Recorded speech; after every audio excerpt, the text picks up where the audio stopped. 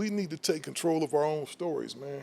And Yeah. we need to tell our own stories so people not written out of history, because a story should be written from a factual standpoint.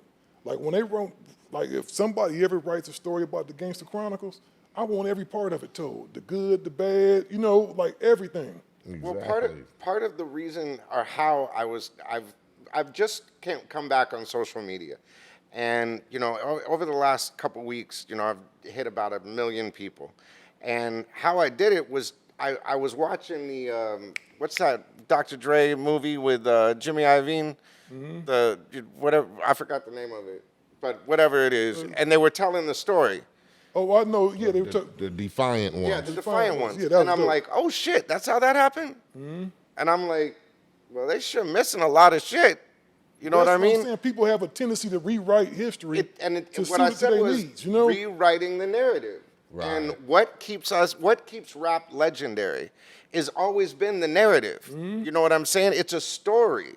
You know what I mean? What you're saying about the beginning, middle, and end. Well, what they do is cut out everybody else and say, we did this ourselves, so that they can keep the narrative on themselves. They're not going to tell you that Jimmy called me and said, hey, you know what I mean? Don't do this.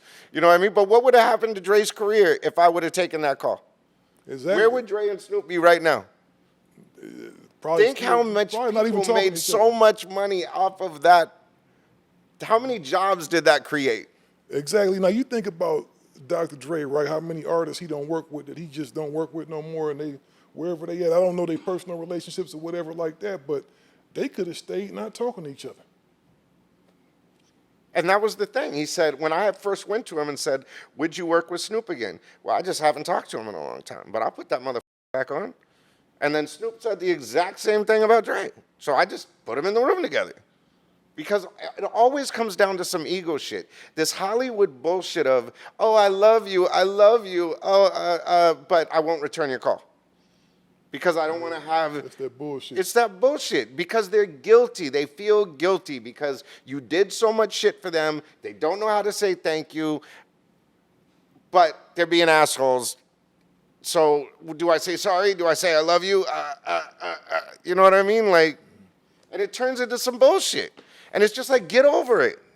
You know what I'm saying? Like, I'm not here for that shit. Let's work. Let's get some shit done. Hip hop's up. For real. A lot of that goes back to, again, the egos of the walks of life that you came from.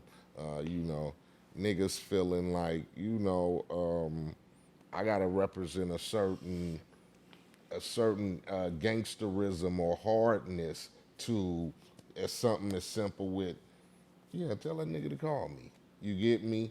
Well, I wonder how he's doing. Let me give him a call. You know, really it'd be just the ego of, really our downfall was really because of something else outside of, it was nothing really personal, so. Well, you know, we all make mistakes. We all say stupid shit. We all do dumb things sometimes, but, you know, it is what it is. Definitely. Get over it.